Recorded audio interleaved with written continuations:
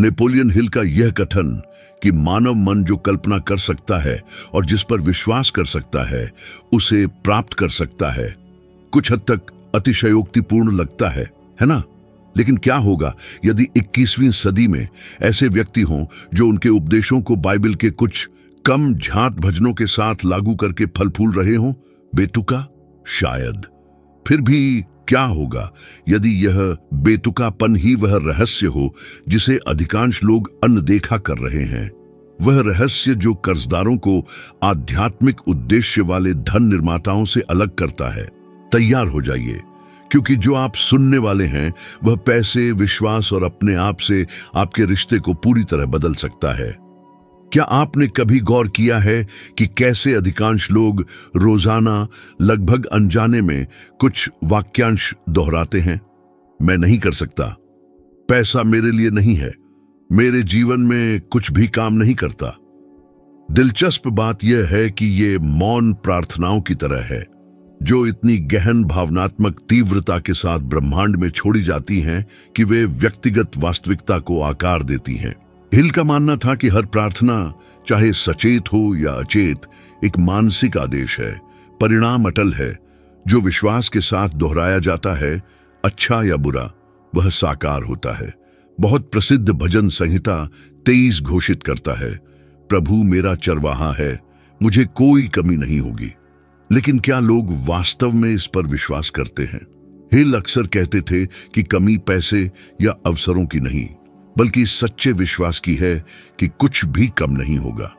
उन्होंने खुद इसे साबित किया। युवा और कंगाल, बिना नौकरी या दिशा के, निराशा और अभाव में फंसा हुआ, उसने अपने मन के सिवा सब कुछ खो दिया था। तभी उसने प्रयोग करने का फैसला किया।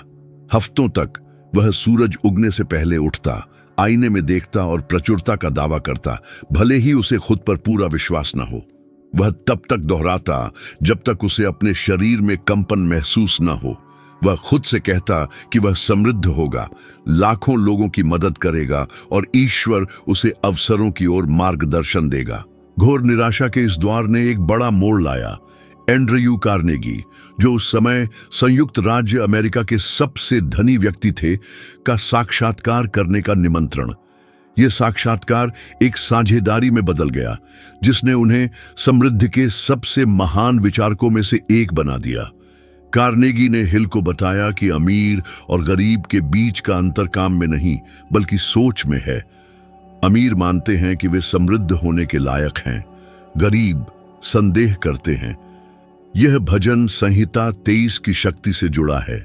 यदि कोई मुझे कोई कमी नहीं होगी दोहराता है, लेकिन आंतरिक रूप से इसके विपरीत विश्वास करता है, तो ब्रह्मांड भावना का जवाब देता है, शब्दों का नहीं। अमहसूस किया गया विश्वास सुना नहीं जाता। अपने जीवन पर विचार करें। कितनी बार आपने कड़ी मेहनत की, लेकिन किसी अदृश्य चीज ने आपकी समृद्धि को बाधित कर दिया? कितनी बार आपने कम प्रयास करने वालों को अधिक हासिल करते देखा और खुद से पूछा कि ऐसा क्यों है? हिल का मानना था कि मन ही कुंजी है। उन्होंने इसकी तुलना एक मंदिर से की, जहां हर विचार एक भेंट है, भय अभाव लाता है, विश्वास प्रचुरता। आधुनिक न्यूरोसाइंस हिल के 100 साल से भी अधिक पुराने सिद्धांतों को प्रमाणित करता है। स्टैनफोर्ड के शोधकर्ताओं ने दिखाया है कि बार बार आने वाले विचार न्यूरोनल कनेक्शन बनाते हैं, जो व्यवहार और भावनाओं को मजबूत करते हैं। इस प्रकार अभाव के दैनिक वाक्यांश मस्तिष्क के उन क्षेत्रों को सक्रिय करते हैं जो भय और अवरोध से जुड़े हैं। दूसरी ओर विश्वास और प्रचुरता के अभिकथन प्रीफ्रंटल कॉर्टेक्स को सक्रिय करते हैं, जो योजना और रचनात्मक कार्रवाई के लिए आवश्यक है।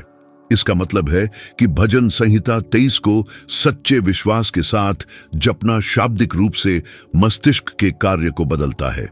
यह वही तरीका है जिसका उपयोग हिल ने गरीबी को समृद्धि में बदलने के लिए किया था। उन्होंने न केवल विश्वास किया, बल्कि अपने मन को तब तक रिप्रोग्राम किया जब तक असंभव स्वाभाविक न हो जाए। कल्पना कीजिए कि इसे केवल 1 सप्ताह के लिए लागू करें। लगातार 7 दिन, हर सुबह सेलफोन या समस्याओं से पहले आईने के सामने खड़े हों, गहरी सांस लें और जाप करें, प्रभु मेरा चरवाहा है, मुझे कोई कमी नहीं होगी। यह किसी स्वचालित प्रार्थना के रूप में नहीं, बल्कि प्रत्येक शब्द को अपनी जिंदगी पर एक अटल कानून, एक आदेश के रूप में महसूस करते हुए अपनी आंखें बंद करें और कल्पना करें कि मुझे कोई कमी नहीं होगी का आपके लिए क्या अर्थ है। सुरक्षा, प्रचुरता, स्वास्थ्य, स्वतंत्रता की कल्पना करें।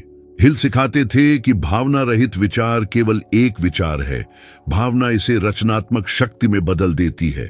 इसलिए इस अभ्यास में जो कहा जाता है उसे महसूस करना महत्वपूर्ण है। केवल दोहराते रहने से काम नहीं चलेगा, शब्दों में डाली गई ऊर्जा उन्हें वास्तविक बनाती है।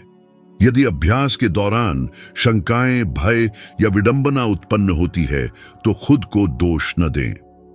हिल का मानना था कि भय आस्था की पुनः पुष्टि करने का निमंत्रण है। जब ऐसे विचार आएं तो उस श्लोक को एक बार और दोहराएं, अधिक दृढ़ता के साथ, जब तक संदेह दूर न हो जाए। चुनौती यह है, 7 दिनों तक भजन संहिता 23 को समृद्धि के एक सचेत मंत्र में बदले। यह एक कंपन हो, केवल एक प्रार्थना नहीं। अपनी भावनाओं, अपने रवैये में बदलाव और लोगों की प्रतिक्रियाओं का अवलोकन करें। हिल का मानना था कि परिवर्तित मन वास्तविकता को नियंत्रित करता है। इन 7 दिनों के अंत में शायद आप भी वही महसूस करेंगे जो हिल ने अपनी युवावस्था में खोजा था। धन को आकर्षित करने की शक्ति जेब में नहीं, बल्कि मन में पोषित की गई बातों में है। जब मन आस्था द्वारा निर्देशित होता है तो जीवन समृद्धि के लिए एक उपजाऊ भूमि बन जाता है। बाइबल का एक कम उद्धृत मार्ग समृद्धि का एक गहरा रहस्य बताता है। भजन संहिता 112 यह कहता है कि धन्य है वह जो प्रभु से डरता है और उसके आदेशों में प्रसन्न होता है और उसके घर में धन और समृद्धि का वादा करता है। कई लोग इसे प्रतीकात्मक रूप से एक आध्यात्मिक रूपक के रूप में पढ़ते हैं। फिर भी हिल हर पवित्र शब्द में एक मानसिक कोड, विचार की एक आवृत्ति देखते थे जो विश्वास के साथ अदृश्य शक्तियों को सक्रिय करती है, जो वित्तीय और भावनात्मक जीवन को बदलने में सक्षम है। हिल गरीबी को ईश्वरीय दंड के रूप में नहीं, बल्कि गलत विचारों के परिणाम के रूप में देखते थे। कितनी बार आपने अवसरों को हाथ से जाने दिया, यह सोचते हुए कि आप अक्षम, अयोग्य हैं या यह सही समय नहीं था। कितनी बार आपने कोशिश करने से पहले ही खुद को बर्बाद कर दिया। समृद्धि के ये चोर हैं, आंतरिक आवाजें जो उस बात का खंडन करती हैं जो ईश्वर और आपका मन आपको दिखाते हैं कि आप कर सकते हैं। दशकों के शोध में हिल ने 500 से अधिक सफल लोगों का साक्षात्कार किया, जिनमें उद्यमी, नेता और आविष्कारक शामिल थे। उन्होंने कुछ परेशान करने वाला देखा। अधिकांश सामान्य लोग अदृश्य भयों के साए में जीते थे। गरीबी का डर, आलोचना का डर, असफलता का डर, नापसंदीदा होने का डर, बुढ़ापे का डर, मृत्यु का डर। उनके अनुसार भय रचनात्मक मन के लिए सबसे अधिक लकवाग्रस्त करने वाली ऊर्जा है। जहां भय प्रवेश करता है वहां विश्वास बाहर निकलता है। आस्था कमजोर होने पर अवसर बंद हो जाते हैं, ईश्वरीय इच्छा से नहीं बल्कि व्यक्तिगत कंपन के कारण। हिल इसे अदृश्य धन कहते थे। ये अवसर, विचार और मार्ग सर्वव्यापी हैं जो तभी दिखाई देते हैं जब मन प्रचुरता के साथ तालमेल बिठाता है। उन्होंने कहा कि धन हमेशा मौजूद रहता है, भय द्वारा निर्मित मानसिक धुंध से छिपा हुआ। भजन संहिता 112 ठीक इसी बात पर प्रकाश डालता है। जो प्रभु से डरता है और असफलता से नहीं, वह समृद्धि में रहता है, क्योंकि पवित्र भय ही एकमात्र ऐसा है जो कार्य करने का साहस पैदा करता है। क्लेमेंट स्टोन, जो हिल के प्रत्यक्ष शिष्य थे, एक उल्लेखनीय उदाहरण है। उन्होंने अपनी जेब में केवल $100 के साथ बीमा बेचना शुरू किया। वह हिल के उपदेशों को रोजाना पढ़ते और लागू करते थे और अपनी सफलता का श्रेय सकारात्मक सोच और सक्रिय विश्वास के निरंतर अभ्यास को देते थे। धीरे धीरे उन्होंने $100 को $400 मिलियन से अधिक की संपत्ति में बदल दिया। वह कहते थे कि वह रोजाना उन छंदों को दोहराता था जो उसे ईश्वरीय भरोसे से जोड़ते थे, यह मानते हुए कि एकमात्र सच्चा भय विचार के उपहार को बर्बाद करना था। समकालीन शोध मन और समृद्धि के बीच संबंध की पुष्टि करते हैं। हार्वर्ड बिजनेस रिव्यू के एक अध्ययन से पता चला कि 92% लोग अनजाने में बहुत अधिक पैसा कमाने से डरते हैं। हाँ, समृद्धि का डर। वे धन को अपराध बोध, अकेलेपन या इस धारणा से जोड़ते हैं कि अमीर भ्रष्ट या स्वार्थी होते हैं। यह धारणा भले ही निहित हो, प्रगति के लिए एक अदृश्य बाधा खड़ी करती है। मन जिसे डरता है उसे अस्वीकार करता है। जीवन वही जवाब देता है जो मन स्वीकार करता है।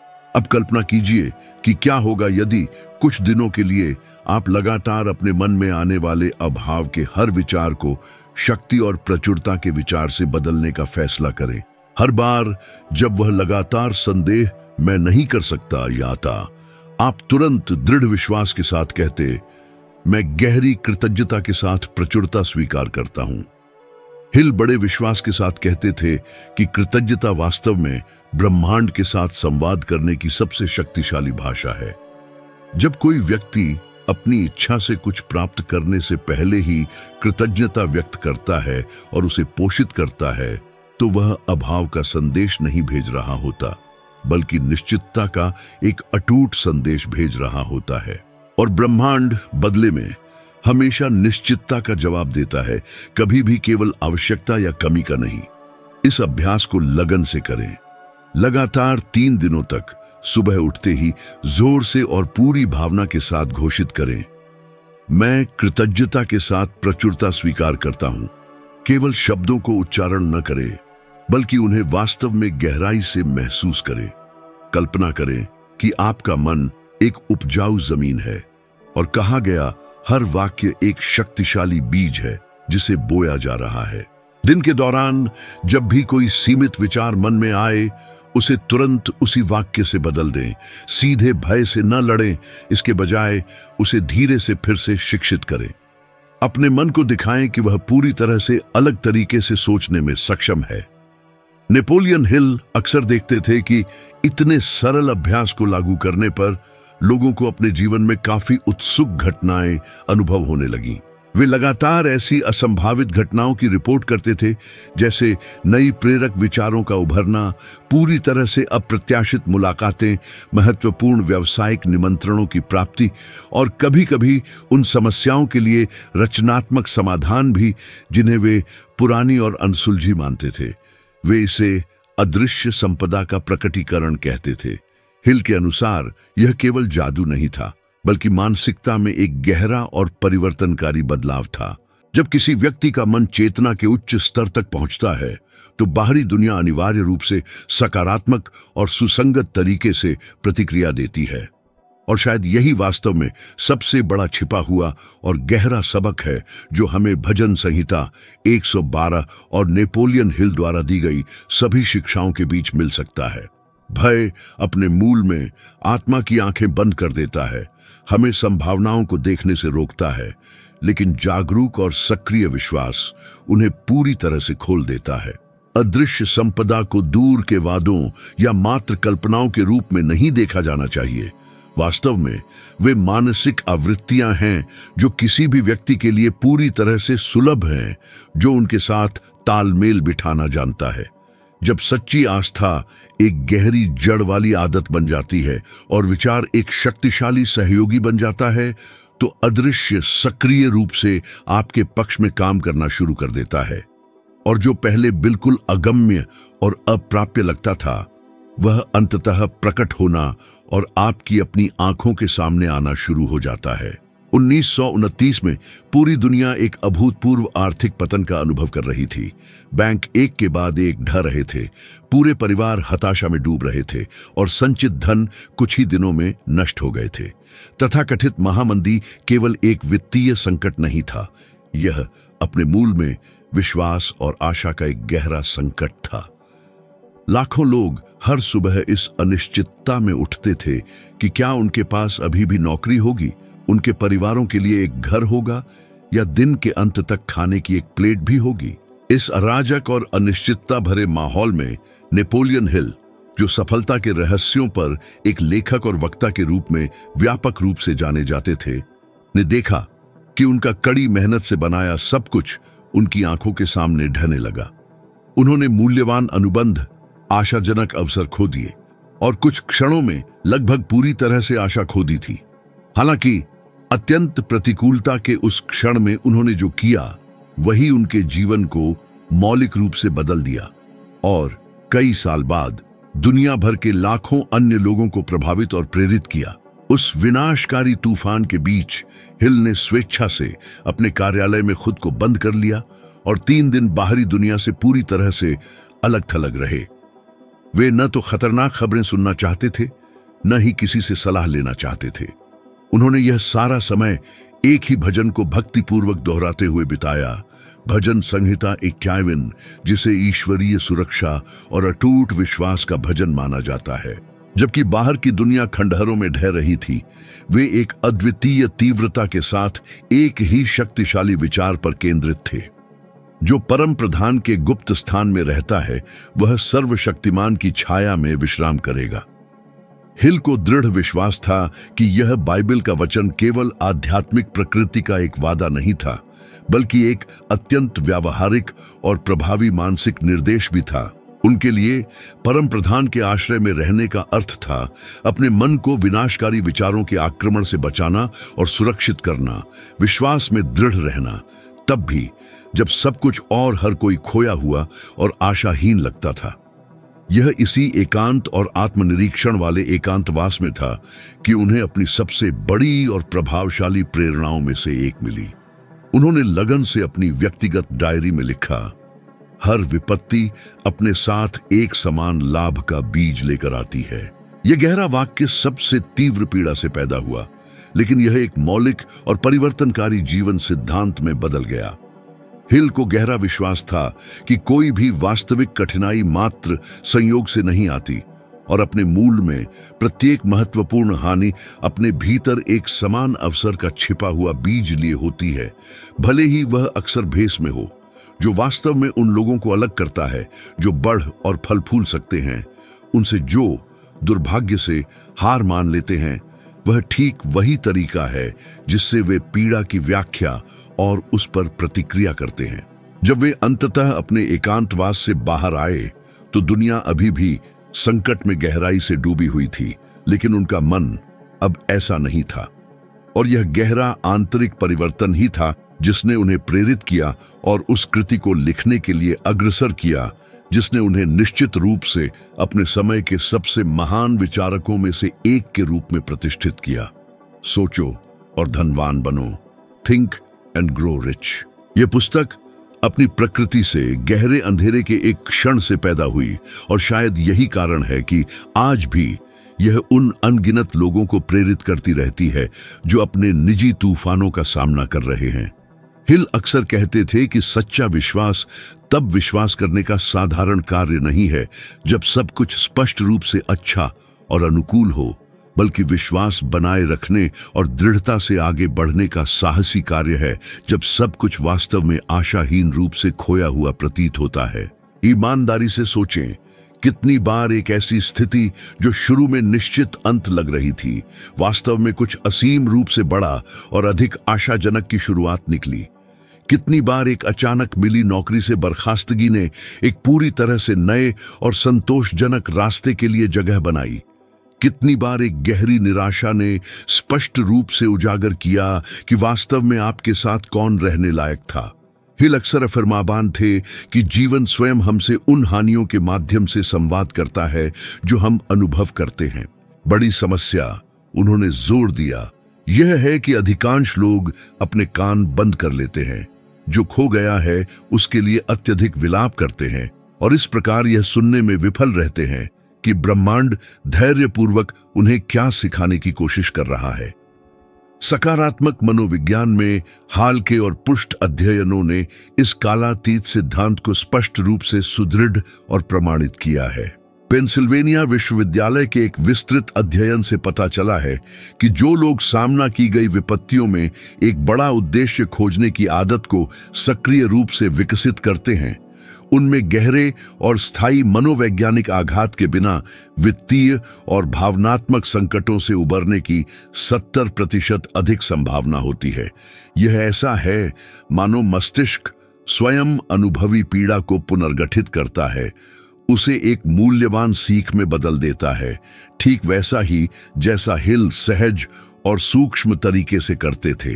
वे समझते थे कि पीड़ा जब पूर्ण चेतना और बिना किसी प्रतिरोध के स्वीकार की जाती है तो अनिवार्य रूप से गहरी और स्थायी ज्ञान में बदल जाती है। लेकिन इस परिवर्तन को पूरा करने के लिए सबसे बढ़कर बहुत साहस की आवश्यकता होती है। हिल रूपक के तौर पर कहते थे कि मानव मन एक उपजाऊ खेत की तरह है। यदि आप विद्रोह और नाराजगी बोते हैं तो आप अनिवार्य रूप से निराशा काटेंगे। यदि दूसरी ओर आप कृतज्ञता बोते हैं तो आपको एक अटूट शक्ति मिलेगी। और शायद इसी गहरे कारण से वे हानि के सबसे कठिन क्षणों में भी कृतज्ञता का अभ्यास करने पर जोर देते थे।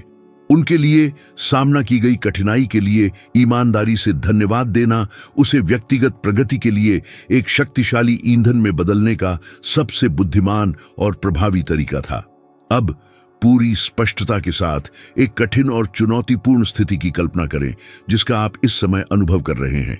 यह एक तात्कालिक वित्तीय समस्या, एक जटिल भावनात्मक दुविधा या एक गहरी आध्यात्मिक संकट हो सकता है। एक पल के लिए अपनी आंखें बंद करें और स्पष्ट अराजकता से परे देखने का प्रयास करें। अपने आप से ईमानदारी से पूछें, यह स्थिति वास्तव में मुझे क्या सिखाने की कोशिश कर रही है? हिल को दृढ़ विश्वास था कि जागरूक आत्मचिंतन का यह सरल अभ्यास किसी समस्या की ऊर्जा और दृष्टिकोण को पूरी तरह से बदलने में सक्षम है। वे इसे समृद्ध मन का विश्वास परीक्षण कहते थे। यह किसी भी तरह से पीड़ा को नकारना या अनदेखा करना नहीं है, बल्कि उसे एक नया और शक्तिशाली अर्थ देना है। अपनी सबसे यादगार व्याख्यानों में से एक के दौरान हिल ने बताया कि उनके अपने जीवन का सबसे चुनौतीपूर्ण क्षण विडंबना यह है कि सबसे मुक्तिदायक भी था। उन्होंने बताया कि जब उनके आसपास सब कुछ ढह गया तो उन्हें एहसास हुआ कि डर अब उन पर नियंत्रण नहीं कर सकता था, क्योंकि उनके पास खोने के लिए अब कुछ भी नहीं था। और यही गहरी आंतरिक स्वतंत्रता उन्हें उनके सर्वोच्च शिखर पर ले गई। उन्होंने दृढ़ विश्वास के साथ कहा, विश्वास ही भय का एकमात्र और सच्चा मार्ग है। इसका अर्थ यह नहीं है कि अंधाधुंध यह मानना कि सब कुछ किसी भी तरह से ठीक हो जाएगा, बल्कि अटूट निश्चितता के साथ यह जानना है कि चाहे कुछ भी हो जाए, आप लगातार आगे बढ़ते रहेंगे। इसलिए मैं यहां इस मूल्यवान शिक्षा में निहित चुनौती प्रस्तुत करता हूं। एक वर्तमान और विशिष्ट कठिनाई चुनें जिसका आप सामना कर रहे हैं और लगातार 7 दिनों तक उसे देखने के अपने तरीके को मौलिक रूप से बदल दें। लगातार यह पूछने के बजाय कि यह विशेष रूप से मेरे साथ ही क्यों हो रहा है, एक अलग दृष्टिकोण से पूछना शुरू करें, यह मेरे साथ किस लिए हो रहा है। हर दिन अपने आप से दृढ़ता से कहें, यह मुझे किसी बहुत बड़ी चीज के लिए तैयार कर रहा है।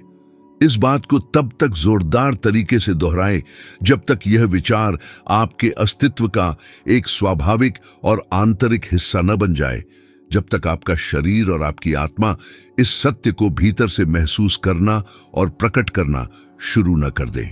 नेपोलियन हिल ने मानवता के इतिहास के सबसे बड़े संकटों में से एक से बहादुरी से बचा, अपनी अटूट आस्था को कभी नहीं खोया और इसी आस्था से उन्होंने एक ऐसा स्मारकीय विरासत का निर्माण किया जो पूरी पीढ़ियों तक फैला।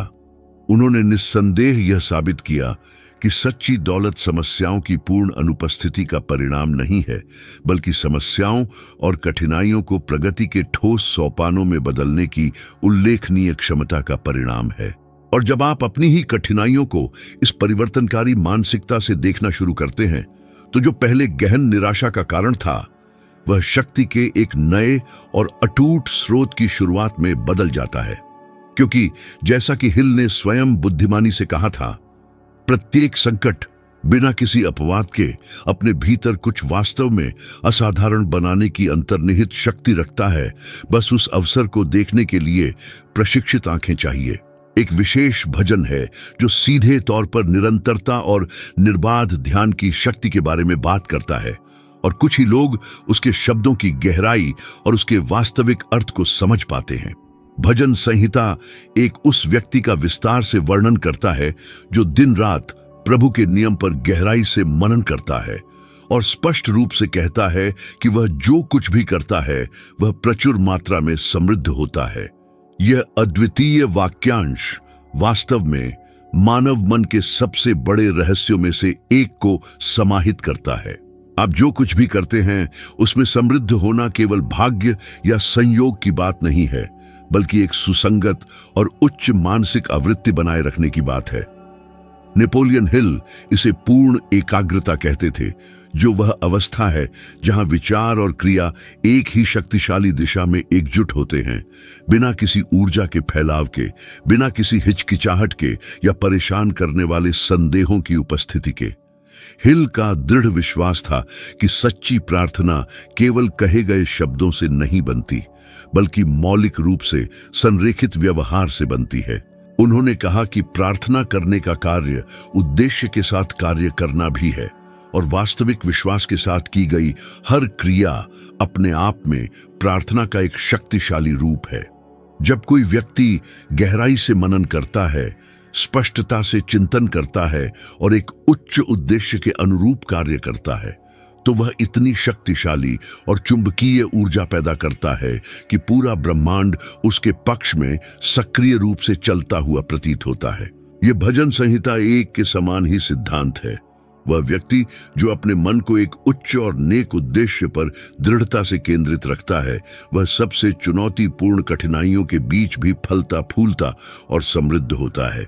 हालांकि आधुनिक जीवन विडंबना यह है कि इस सहस्राब्दी पुरानी शिक्षा का पूर्ण विपरीत बन गया है। लोग लगातार महत्वपूर्ण परिवर्तनों के लिए प्रार्थना करते हैं, लेकिन वही सीमित करने वाली आदतों, वही पंगु बनाने वाले डर और वही भटकावों में फंसे रहते हैं जो उन्हें आगे बढ़ने से रोकते हैं। वे उत्कटता से समृद्धि और सफलता चाहते हैं, लेकिन घंटों तक डिवाइस की स्क्रीन स्क्रॉल करते हुए, दूसरों के जीवन की इच्छा और ईर्ष्या करते हुए बिताते हैं, और परिणाम स्वरूप समर्पण और एकाग्रता के साथ अपना खुद का जीवन बनाना पूरी तरह से भूल जाते हैं। हिल ने अपनी सामान्य अंतर्दृष्टि के साथ कहा कि एकाग्रता वास्तव में सबसे मजबूत और सबसे प्रभावी प्रार्थना है जो मौजूद है, क्योंकि जिस चीज पर आप अपना ध्यान केंद्रित करते हैं वही वह चीज है जिसे आप गहराई से पूजते और महत्व देते हैं, और जिस चीज को आप पूजते और महत्व देते हैं वह बदले में आपके भीतर तेजी से बढ़ता और फैलता है। इस सिद्धांत का एक प्रभावशाली और प्रेरणादायक उदाहरण प्रसिद्ध अमेरिकी कॉमेडियन स्टीव हार्वे का है। वह अपने व्याख्यानों और साक्षात्कारों में बताते हैं कि प्रसिद्धि और पहचान हासिल करने से पहले वह लगातार कर्ज में डूबे रहते थे, अपनी कार में सोते थे और लगातार अपमान और दर्दनाक परिस्थितियों का सामना करते थे। अपने जीवन के एक निश्चित महत्वपूर्ण मोड़ पर उन्होंने हर दिन प्रशंसित पुस्तक थिंक एंड ग्रो रिच, सोचें और अमीर बने को पढ़ना शुरू किया, साथ ही बाइबल के ध्यान से चुने गए अंशों को भी। हार्वे ने कार्य, प्रार्थना और अध्ययन को विश्वास के अनुशासन के रूप में एकीकृत किया। वह सफलता के लिए प्रार्थना करने के बजाय ऐसा कार्य करने की शक्ति चाहते थे जैसे कि सफलता पहले से ही मौजूद हो। इस मानसिकता ने उन्हें बदल दिया, जिससे वे असफलताओं के बजाय अवसरों को देख पाए और मनोरंजन में सबसे ठोस करियर में से एक का निर्माण कर पाए। यह अनुशासन के साथ संयोजित आस्था की शक्ति है। एक दृढ़ उद्देश्य के लिए प्रशिक्षित मन वातावरण को बदल देता है। येल विश्वविद्यालय के शोध से पता चलता है कि जानबूझकर किया गया ध्यान, बिना किसी विचलन के किसी लक्ष्य पर ध्यान केंद्रित करना, औसत से ऊपर सफलता की संभावना को 40% तक बढ़ा देता है। नेपोलियन हिल ने दशकों पहले ही कहा था, केंद्रित मन सफलता के लिए एक चुंबक है। इस प्रक्रिया में एक गहरी परत है। हिल ने एकाग्रता को केवल ध्यान के रूप में ही नहीं, बल्कि विचलित करने वाली चीजों के उन्मूलन के रूप में भी देखा। थिंक एंड ग्रो रिच लिखते समय उन्होंने निमंत्रणों को अस्वीकार कर दिया, पार्टियों से परहेज किया और भटकाने वाली दोस्ती को खत्म कर दिया। एंड्रयू कार्नेगी की शिक्षा को समृद्धि के एक सार्वभौमिक मार्गदर्शक में बदलने के लिए महीनों समर्पित किए। उनके अनुसार जहां अधिकांश लोग मनोरंजन खोजते हैं, वहीं दूरदर्शी दिशा खोजते हैं। अपनी यात्रा पर विचार करें। कितनी पहलें छोड़ दी गईं, कितने अधूरे प्लान, कितने वादे तोड़े गए। हिल का दावा था कि किसी उद्देश्य को छोड़ देना अवचेतन मन को अविश्वसनीयता का संकेत देता है। आत्मविश्वास खोने पर मन आज्ञा मानना बंद कर देता है। यही कारण है कि कई लोग बिना दृढ़ विश्वास के प्रार्थना करते हैं, क्योंकि आंतरिक रूप से वे अपनी प्रार्थनाओं को बनाए रखने के लिए अनुशासन की कमी को पहचानते हैं। वास्तविक आस्था को निरंतरता की आवश्यकता होती है। भजन संहिता एक दिन और रात मनन करने की सलाह देता है, क्योंकि परिवर्तन दैनिक दोहराव से आता है, न कि अलग थलग कार्यों से। हिल ने इसे कर्म की प्रार्थना के रूप में परिभाषित किया। उनके लिए तत्काल परिणामों के बिना उत्साह के साथ काम करना ही प्रार्थना है। बिना किसी गारंटी के आस्था के साथ कार्य करना ही प्रार्थना है। वास्तविक आस्था चमत्कार की प्रतीक्षा नहीं करती। वह ऐसा व्यवहार करती है जैसे कि वह पहले से ही वास्तविकता हो। इस प्रकार चुनौती सरल लेकिन शक्तिशाली है। एक लक्ष्य चुनें और 21 दिनों तक ऐसे जिएं जैसे कि वह पहले से ही वास्तविक हो। जागें, काम करें और ऐसे कार्य करें जैसे कि इच्छा पहले ही पूरी हो चुकी हो। वित्तीय समृद्धि के लिए ऐसे व्यवहार करें जैसे कि आप वित्त पर हावी हैं। व्यवस्थित करें, योजना बनाएं, बचत करें, ज्ञान में निवेश करें। एक नए करियर के लिए उसके हिस्से के रूप में कार्य करें। अध्ययन करें, शामिल हों, स्वयं को संबंधित महसूस करें। हिल इसे अनुप्रयुक्त आस्था कहते थे, यह मानते हुए कि ब्रह्मांड कार्य द्वारा प्रदर्शित विश्वास को पुरस्कृत करता है। बहुत से लोग आशीर्वाद चाहते हैं, लेकिन कुछ ही लोग ऐसा आचरण बनाए रखते हैं जो उन्हें आकर्षित करता है। स्टीव हार्वे शून्य से उठकर कहते थे, मैं पैसे के लिए प्रार्थना नहीं करता, मैं आस्था के साथ कार्य करता हूं। यही मूल बात है। स्थिर आस्था केवल आशा है, गतिमान आस्था सृष्टि का इंजन है।